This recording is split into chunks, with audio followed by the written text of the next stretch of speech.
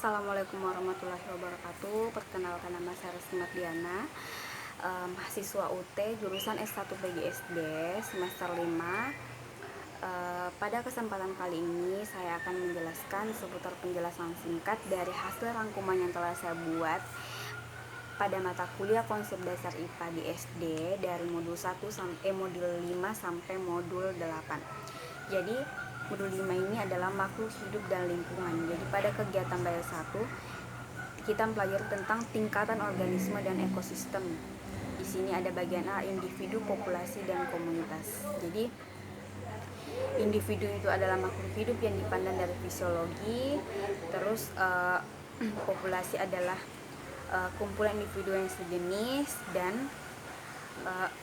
komunitas itu dibedakan menjadi komunitas, sedangkan komunitas itu dibedakan menjadi komunitas darat dan komunitas perairan. Jadi bagian E lanjut pada bagian B, interaksi antar individu itu berupa kompetisi dan memperebutkan kebutuhan yang sama untuk hidupnya. Bagian C, interaksi antar populasi, meliputi 8 macam bentuk dasar, yaitu netralisme, predasi, parasitisme, mutualisme, komensalisme, dan kompetisi. Bagian D adalah ekosistem. Ekosistem itu merupakan satuan fungsional dan struktural dari tumbuhan. Berlanjut pada kegiatan pelajar 2, yaitu keanekaragaman hayati, adalah keanekaragaman di antara makhluk dari semua sumber.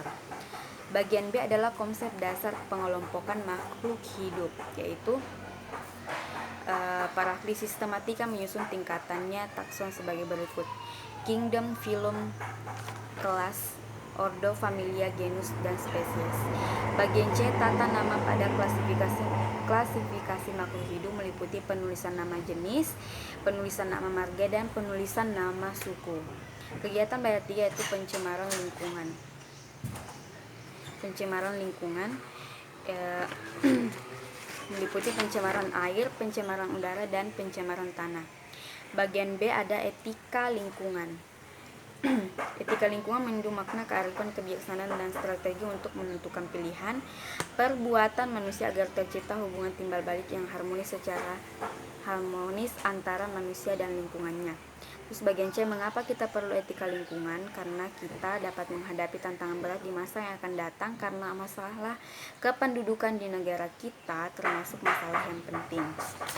Kita berlanjut pada prinsip-prinsip etika lingkungan. Di sini ada 8 prinsip, saya akan menyebutkan 2, yaitu sikap hormat terhadap alam dan prinsip tanggung jawab. Berlanjut pada modul 6, yaitu makanan, kesehatan, penyakit, dan pencegahannya. Di sini kita akan pelajari kegiatan belajar 1, yaitu tentang makanan. Jadi makanan itu adalah kebutuhan sehari-hari kita sebagai makhluk hidup ya. Fungsi makanan itu adalah sebagai sumber energi, sebagai bahan pembangun, dan sebagai pengatur.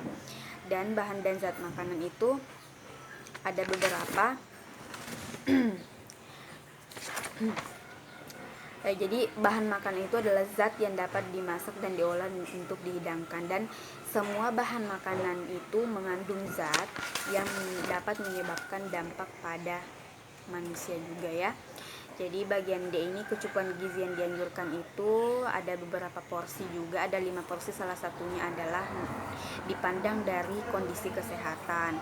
Bagian E adalah penyakit-penyakit yang berhubungan dengan makanan itu, salah satunya adalah penyakit yang timbul yang berkaitan dengan diet. Terus bagian F adalah pedoman susunan makanan. Susunan makanan itu memenuhi kecukupan gizi yang dianjurkan ya, itu pasti. Jadi bagian D adalah cara mengajarkan makanan di sekolah dasar.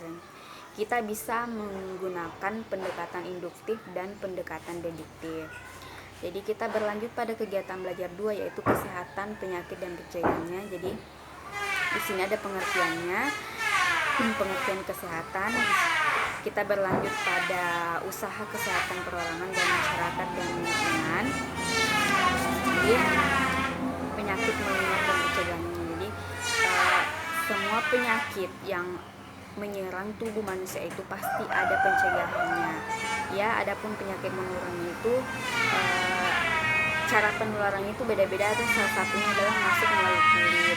Penyebabnya juga beda-beda. Biasanya penyebabnya itu melalui hewan ya, atau virus itu misalnya hewan melalui serangga, atau berbagai penyakit menular itu yang umumnya di Indonesia itu misalnya demam tifoid gitu kan.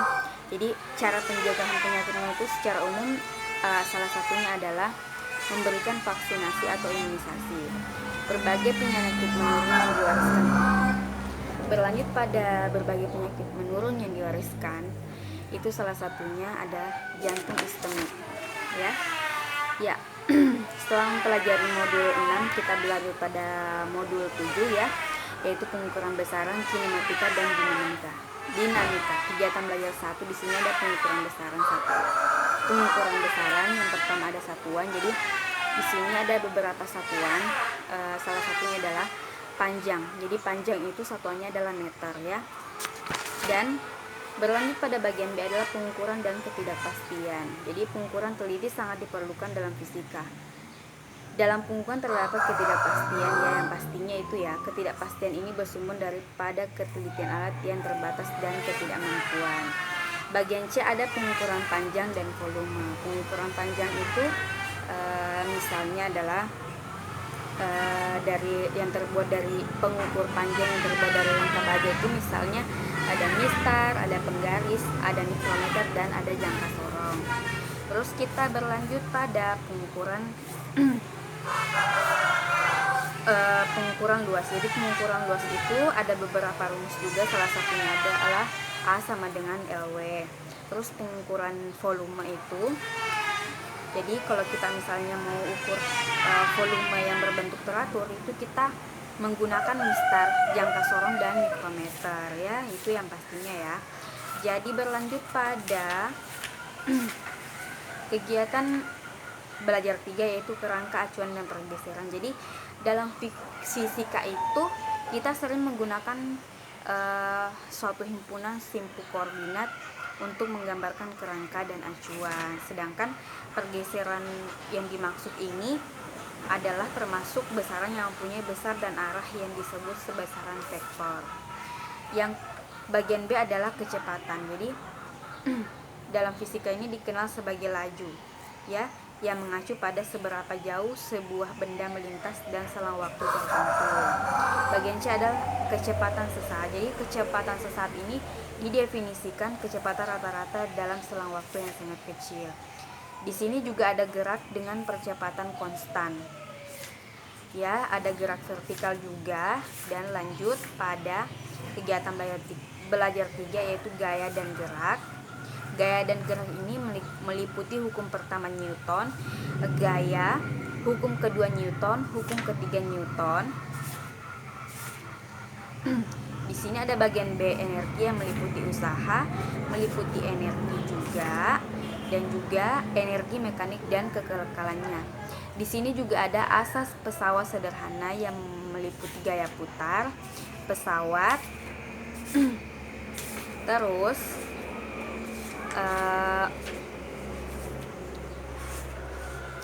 lanjut pada modul 8, yaitu materi dan sifatnya. Di sini ada sistem termozat, yaitu temperatur. Jadi temperatur itu bisa naik, bisa juga turun ya, tergantung dari suhu. Jadi temperatur itu menyesuaikan perpindahan suhu yang disebabkan oleh benda ya. Terus yang bagian B ini adalah pemuaian zat. Pemuaian zat. Bagian C adalah hukum Boyle. Dan kegiatan belajar 2 itu mempelajari tentang panas dan energi internal.